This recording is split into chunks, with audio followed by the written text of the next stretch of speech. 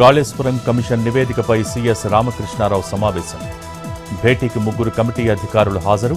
కేబినెట్కి ఇవ్వాల్సిన నివేదికపై చర్చ.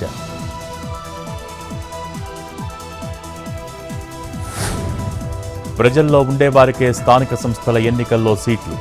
సర్వే చేసి అభ్యర్థులను ఎంపిక చేస్తామన్న మహేష్ కుమార్ గౌడ్. కేసీఆర్ వల్లే ఏపీ ప్రభుత్వం బనకచర్లు చేపట్టిందని కామెంట్.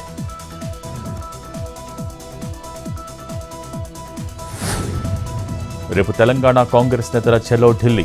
ఉదయం 9 గంటలకు చెర్లపల్లి నుంచి ప్రత్యేక రైలు. బీసీలకు 42% రిజర్వేషన్స్ అమలు చేయాలని హస్తం డిమాండ్. ఆగస్టు 5న పార్లమెంటులో వాయిదా తీర్మానం కోసం పోరాటం.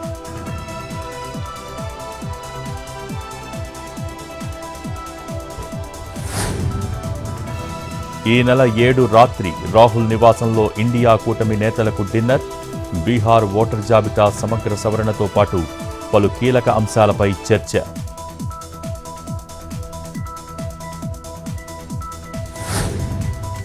నితిన్ గడ్కరీ ఇంటికి బాంబు బెదిరింపు. నాగపూర్లోని ఇంట్లో పోలీసుల తనిఖీలు. గంటల వ్యవధిలో నిందితుడి అరెస్ట్.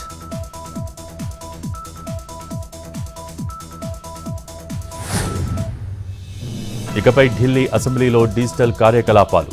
త్వరలో ప్రారంభం కానున్న వర్షాకాల సమావేశాలు.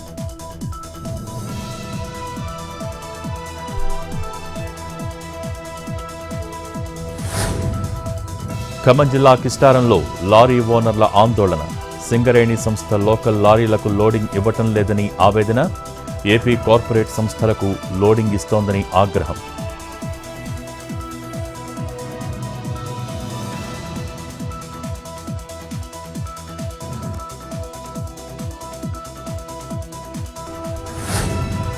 నెల్లూరు జిల్లా కట్టుబడిపాలెంలో ఫైనాన్స్ కంపెనీ వేధింపులకు ఒకరు బలి.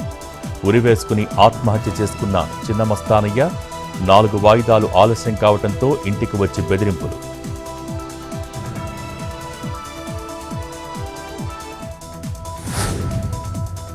ములుగు జిల్లా ఏకన్నగూడెం సరిహద్దుల్లో కలప అక్రమ రవాణా.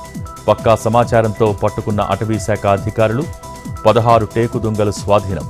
పరారీలో 2 డ్రైవర్లు.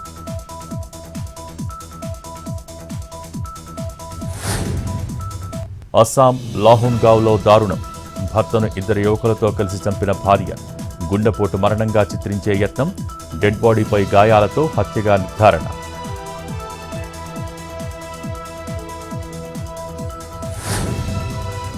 యూపీ మొరాదాబాద్లో వ్యక్తి అరెస్ట్. బాటిల్ బాంబుతో రైలుపై దాడి చేసేందుకు యత్నం. తిరుమలలో రేపు శ్రీవారి పవిత్రోత్సవాలకు అంకురార్పణ. ఈ నెల 7 వరకు 3 రోజుల పాటు ఉత్సవాలు.